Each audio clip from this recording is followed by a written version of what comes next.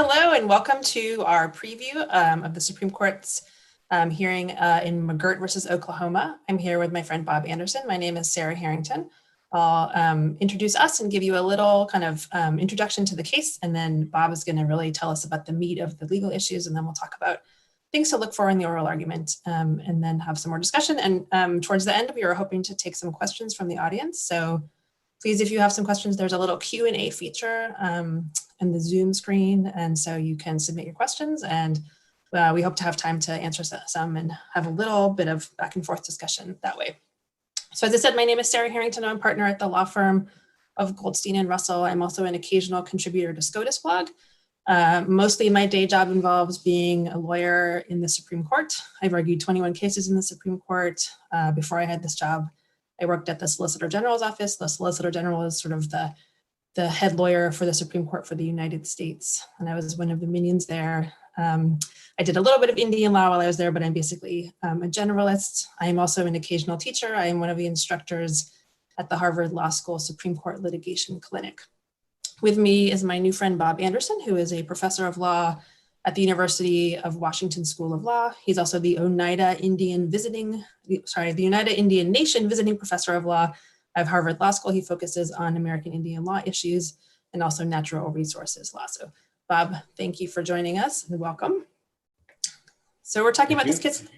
We're talking about this case, McGirt versus Oklahoma. And the basic question in this case, the most simple way to put the question is whether the eastern half of the state of Oklahoma is in fact an Indian reservation or whether it is just part of the state of Oklahoma.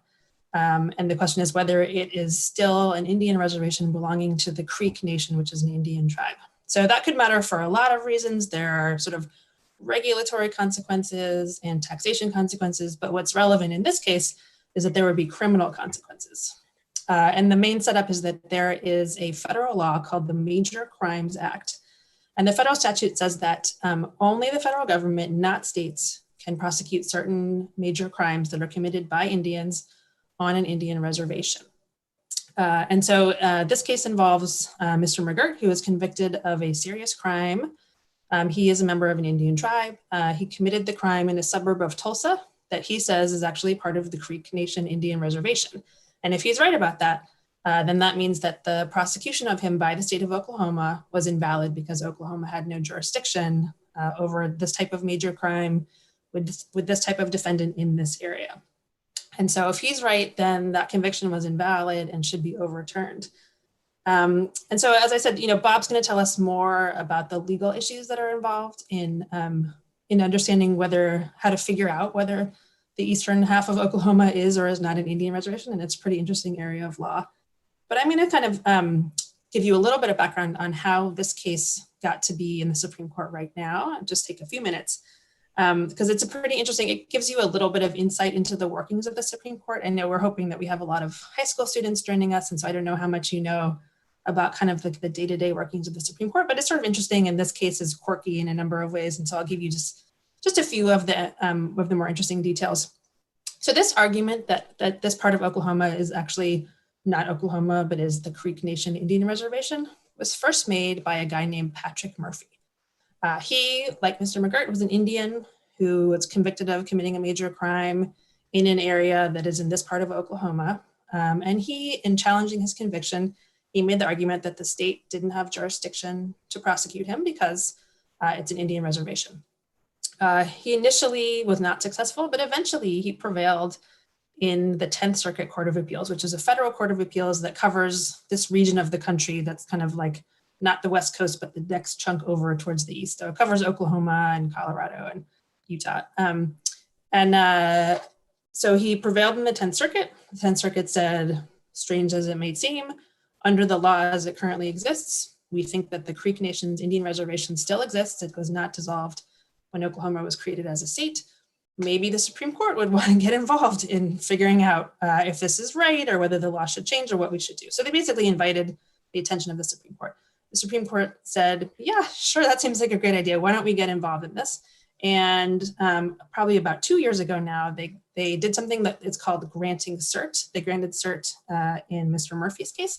And what that means is, for most cases, in order to get the Supreme Court to hear your case, there's this whole initial stage called the certiorari stage, where you have to ask the court to take the case. And if the court agrees to take the case, they do something called granting cert.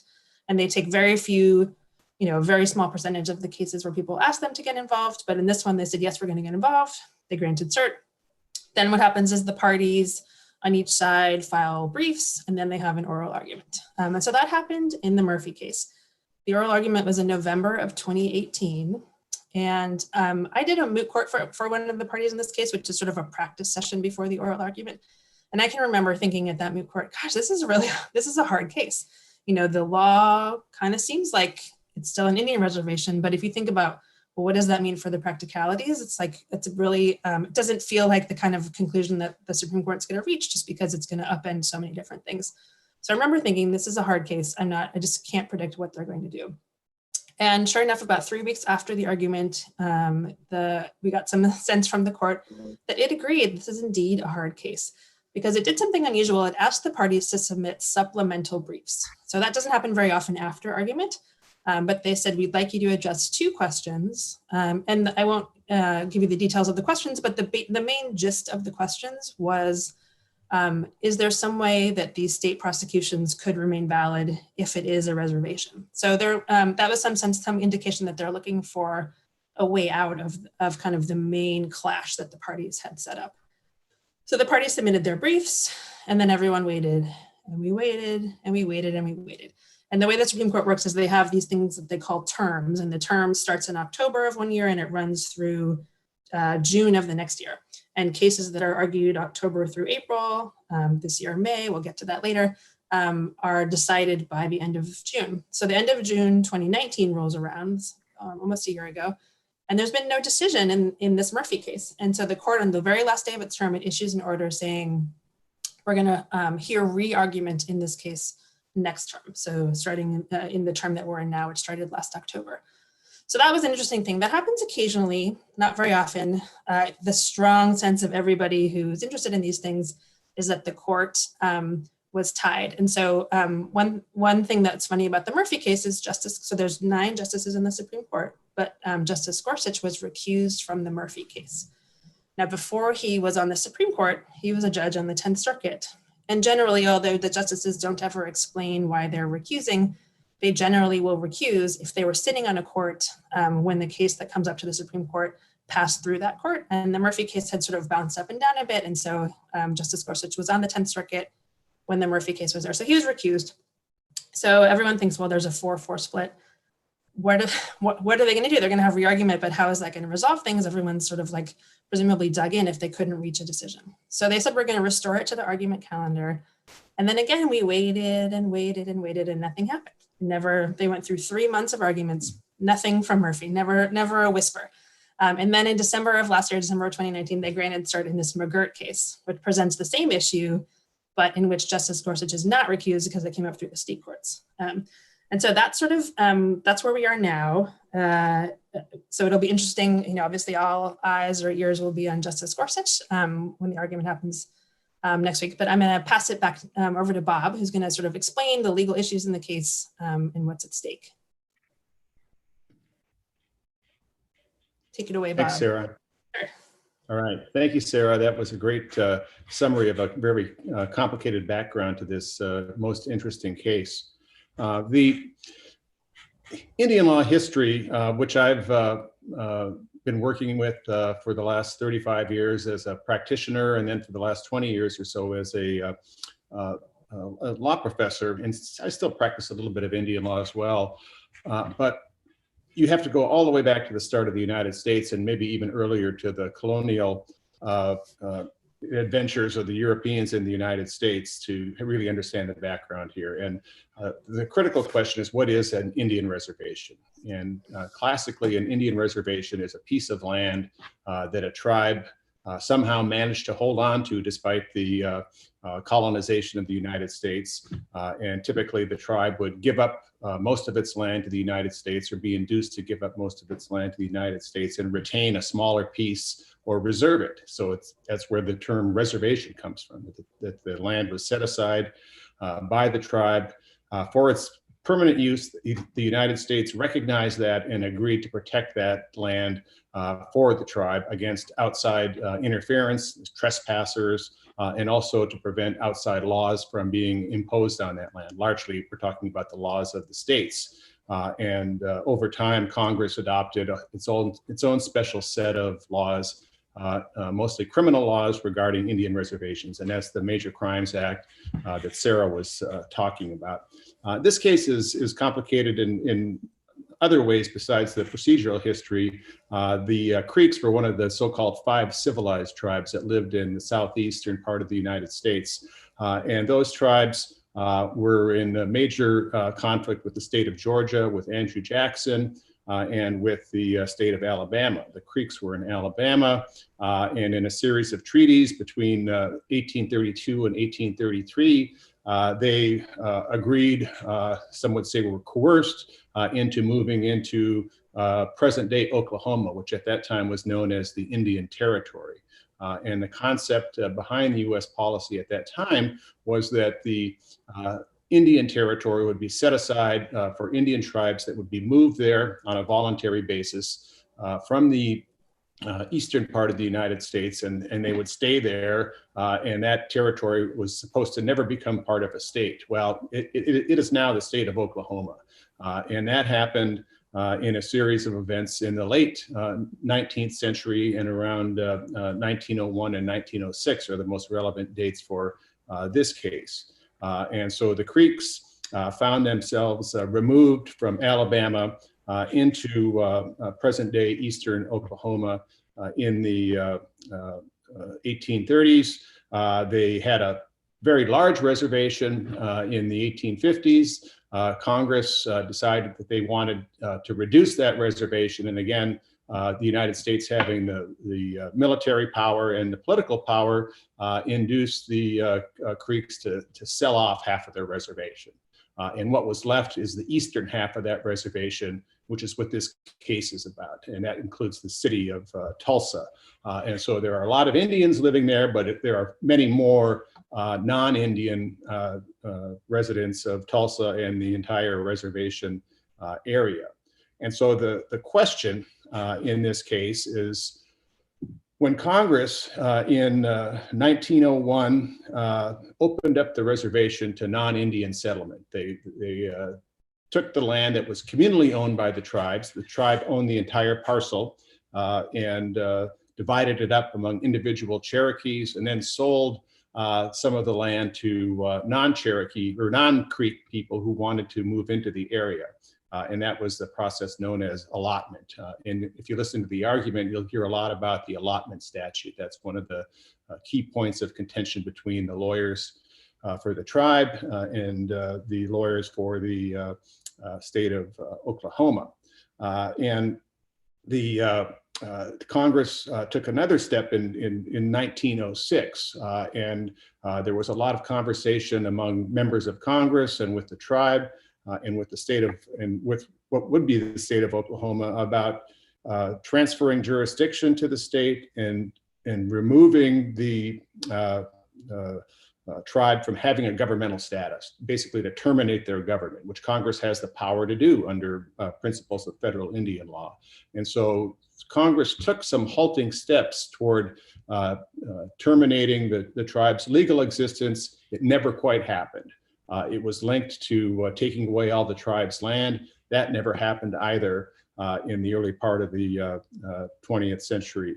And so after those events that you'll hear a lot about, Congress changed its Indian policy again in 1934 to reaffirm the governmental status and protections for Indian tribes throughout the United States. And because of Oklahoma's unique circumstances, they passed a special statute called the Oklahoma Indian Welfare Act. And the Creeks took advantage of that act and reorganized their government. After that, however, Congress again changed its policy in the late 40s and early 50s to move away from supporting tribes as governmental entities. And the Creeks were affected by that largely in the sense that the United States stopped actively providing administrative support and recognition for tribes, but Congress didn't do anything. And we're going to come back to this point because once a tribe has a reservation, the only entity that has the authority to take away that reservation or disestablish it, and that's a word you'll hear during the case, is Congress. Congress can terminate a reservation or disestablish it by a statute if it chooses to do so, and it has done so in many cases. And there are about 12 or 13 different U.S. Supreme Court cases involving the determination that will have to be made in this case as well. The two cases that you'll hear the most about during the oral argument are number one, Solem versus Bartlett, a 1984 case involving the Cheyenne River Sioux Reservation in South Dakota. And in that case, the court determined that the reservation had not been disestablished. And it did so by announcing a test that said, we looked, number one, at the text of the statute. Did Congress say that it was terminating the reservation? If it didn't, then we look at the history surrounding the statute and see if we can understand whether or not the Congress intended to disestablish the reservation by its text. Thirdly, we look at the federal government's treatment of the area after the statute was passed. Did they act like it was a reservation anymore, or did they act like it was an area subject to state jurisdiction? And fourth, you look at the demographics, or who lives there. What's the population like? Is it mostly tribal citizens, or is it non-Indians? And in that case, the court looked at those factors and said, well, it looks to us like it was ambiguous. We don't know what Congress was doing, but they have to act clearly and expressly if they're going to terminate the reservation, and that didn't happen here. So that was in 1984. There were a few other cases after that in the Supreme Court that looked more heavily at the subsequent demographics, it seemed like, who lives on the reservation. And then in 2016, in a case called Parker versus Nebraska, out of another case out of the Eighth Circuit, the court considered the Omaha tribe and half of their reservation, which had been made available for non-Indian purchases by the Secretary of the Interior. It was almost entirely a non-Indian population over in that half of the reservation. The tribe had not really done much there at all. But Justice Thomas wrote the opinion for the court, finding that the reservation continued to exist. And he really emphasized the notion that you have to look at the text of the statute. And maybe Sarah can address this later, but Justice Thomas is a true textualist. You look at the words in the statute, you don't be looking at the legislative history, you don't look at these other factors that were mentioned by the court in Solem versus Bartlett. So he gave a nod to those other factors, but he really sort of denigrated that analysis, going much past the statute in its words, and the history surrounding it could be considered to a lesser extent, he said. And so Parker versus Nebraska and Solem versus Bartlett both came out favorably to the tribes in those cases. And the key events, as I mentioned before, that are going to be argued about by the lawyers back and forth is what did Congress mean when it allotted that reservation to individuals and broke it up out of tribal ownership? I have to say that the text of the statute makes this a really hard case for the state of Oklahoma, because the text of these statutes that were involved, the Allotment Act and then the 1906 statutes dealing with the tribal government, don't talk about taking away the reservation boundaries. The cases where tribes have lost their reservation boundaries are cases where they agreed to sell all of their interests in the property to the United States for a certain amount of money. And so the tribe would agree to a statute that says, we hereby cede, sell, and relinquish all of our interest in the following area. And Congress, in exchange for that, would agree to pay $5 million or some amount of money. And that means that the reservation status was eliminated for that section, or maybe the entire reservation. In this case, we don't have that, but we have an overwhelming non-Indian population in the reservation area. You have a legal history whereby the U.S. Really disappeared from the area after 1906 in terms of the criminal law enforcement. So Oklahoma has been carrying out all of these criminal prosecutions, and that's what you'll hear Oklahoma's lawyer talking about a lot in the argument, is that this is going to have disastrous consequences because there are going to be a lot of people like the Mr. McGirt here who will be able to go to federal court and try to get released, and it'll be hard because you have to have a new trial in federal court, and witnesses will have died and so on, and you might not be able to keep bad people in prison. On the other hand, the tribal attorneys will be minimizing that, saying, well, Congress can fix this going forward. If Congress wants Oklahoma to have jurisdiction, Congress can pass a statute. We're willing to work with all the local governments to try to develop a jurisdiction scheme for criminal laws that's acceptable to everyone. And if the tribe loses, they'll say this will be very harmful to us. And Justice Gorsuch is the key vote. And I just double checked his voting history, and there have been 3 Indian treaty cases that he's been involved in his short time on the Supreme Court. And he has voted with the tribal interests in each one of those, and showed in the one decision he wrote, he showed an affinity, I'd say, for he liked the Indian side of the cases. He wanted to support the treaties unless Congress had clearly changed them, and so he may be leaning the tribal way in this case. We'll have to see, but it'll be an exciting argument. So back to you, Sarah. Great, thanks, Bob. It's very interesting. So as I mentioned, it's an intricate, sort of unusual area of the law, and raises some interesting issues. So I'm going to talk a little bit about things to look for at the argument. It's being argued at 10 o'clock on Monday morning, and I'll just sort of talk about some mechanical things to look for that are kind of unusual, and then we can talk, maybe Bob and I, back and forth about sort of substantive things. We've had one question so far, which I'll address in the second part of that. But if you all have other questions, please take advantage of the Q&A feature at the bottom of your screen there. We're happy to answer as many questions as we can. So one thing that's obviously super unusual about the argument that's going to be happening is it's in May. That's one thing, because normally the court only hears argument between October and April. It's also going to be over the phone because, Bob and I are coming to you from our offices or home offices or living rooms because everyone's at home. And so they're not having any oral arguments at the court, no live arguments.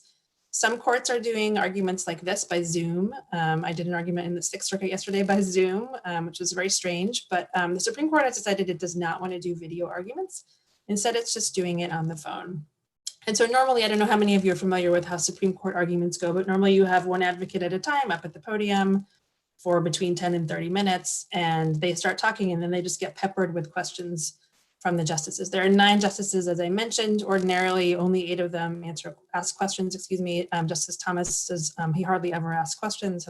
He's gone for 10 years with no questions at a stretch. Before last week,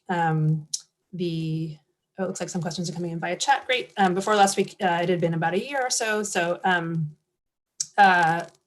normally you're standing at the podium, you're getting peppered with questions from 8 justices. You're trying to answer, someone else interrupts. It's like there's a lot of back and forth. You're kind of trying to read the bench. Like, are they liking my answer? Are they really asking me a question? Are they trying to communicate with their colleagues? Things like that. So when you're on the phone, you don't get any of those visual cues. And just try to imagine what it would be like if you had 8 or 9 justices interrupting someone talking on the phone. It's not really going to work well. And so instead of doing it the ordinary way, they've adopted a new way of doing arguments where they go in descending order of seniority. So start with the Chief Justice and then go down the list of, how, according to how long they've been there. So the Chief, and then Thomas, and down the line, and all the way down to Justice Kavanaugh, who's the most recent. And each of them gets 3 minutes. So one interesting thing to note is because Justice Thomas has this devoted 3 minutes, if he wants it, he's been asking questions. He's, I said last week, I meant earlier this week, they had arguments Monday, Tuesday, and Wednesday, and he asked questions. So everyone's excited about that because he generally asks pretty good questions. So as we mentioned before, in the earlier case, the Murphy case, Justice Gorsuch was recused, and we think the court split 4-4. So obviously everybody wants to know what he thinks, right? He's going to be the tiebreaker unless someone changed their mind. But he's not going to get to ask questions until he's number 8. He's the 8th most senior. He's the 2nd most junior justice, and he's only going to get 3 minutes. So it'll be interesting to see. It's a long time to wait until they get to him, and so I'll be interested to see how many of the justices are asking questions that they think will speak to Justice Gorsuch. I don't know if any of them will want to cede time to him. I don't know how it's going to go, but it'll be a long time to wait for the person to hear from the person who we think is the tiebreaker.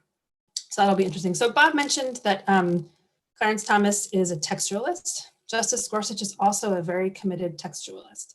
So in the Murphy argument, there was a lot of focus on the practicalities of what would it mean if this is a reservation and not the state of Oklahoma. And one of the questions we got is, well, what would be the practical results?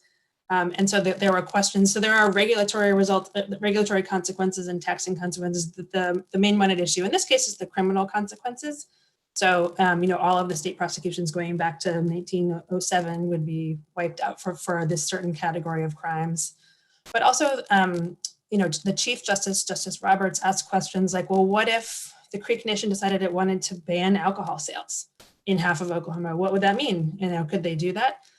So there'll be a lot of, I think, there were a lot of questions like that. I think we'll see more questions like that because some of them, like the Chief Justice, Justice Kavanaugh, Justice Kagan, they are very focused on practical things. Justice Gorsuch doesn't care as much about practicalities. He cares more about text. And so I think we'll see more focus in this argument than we did in the Murphy case about the nuances of the texts. So one thing I wanted to ask you about, Bob, is Oklahoma is making a new argument this time around that they didn't make in Murphy. I don't know if you saw this, but they're making the argument that the Creek Reservation was never, in fact, a reservation, that it was a dependent Indian community. Now, normally I think the court looks skeptically on kind of late-breaking arguments like this, but I view this as sort of what advocates would call an off-ramp, where you offer the court a way to let you win without reaching the really hard question. I don't know what you thought of the merits of that argument. Okay.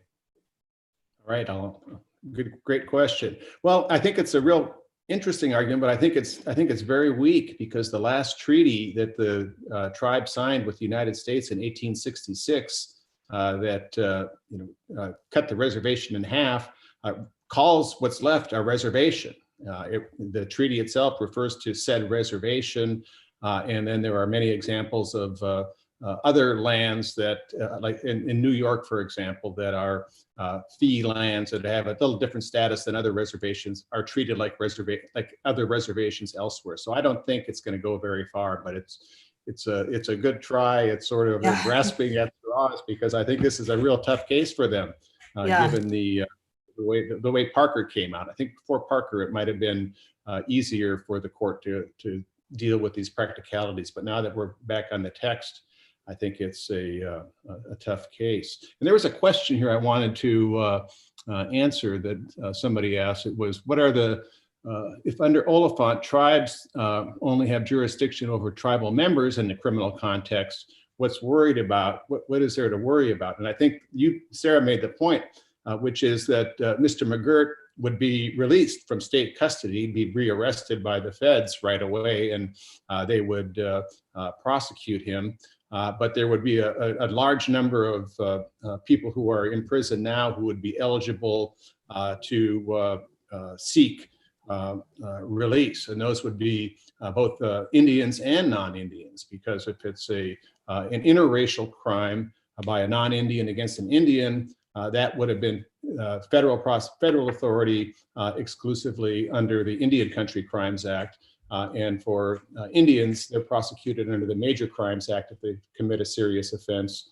And one of the briefs says, while you can only file your habeas petition within a year after a certain deadline. I don't know enough about habeas to know if that's true or not, but there may be some limits. But there would be serious consequences. And I think the answer to the liquor question is that yeah, Congress passed a statute that says liquor can be sold in Indian country only in conformity with state law and tribal law. So the tribe theoretically could prohibit it. Whether they would actually do that seems doubtful.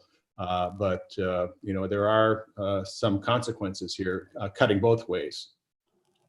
Great. And so we're coming to the end of our half hour. There's a couple of questions I saw that I can answer, I think, quickly to try to just cover as many questions as we can.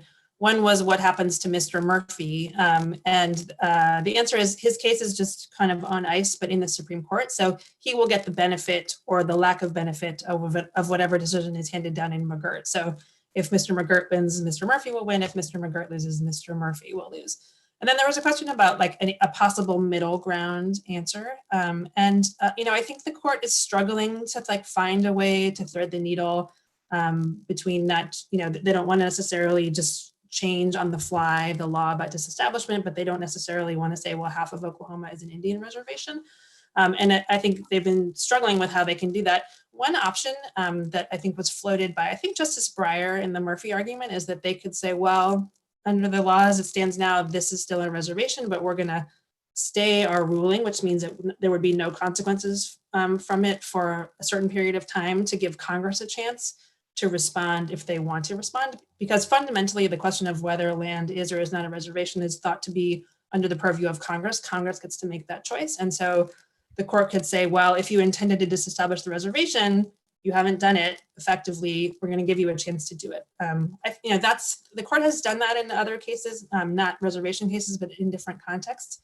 It's an unusual and sort of extraordinary move, but I think that's one of the tools on the table for them.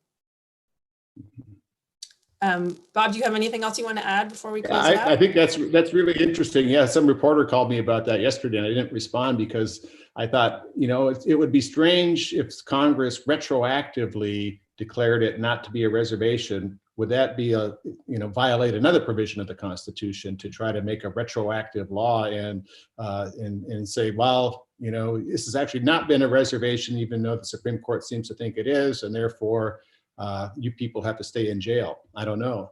It's I don't know. Have another lawsuit. Yeah, right. Get another argument. It's a thorny issue. All right. Well, we hope you'll tune into the arguments. There's going to be some great advocacy on Monday, and we will be back with you on Tuesday to talk about what we saw in the argument, or what we heard, I should say. Thanks for joining us. Thank you.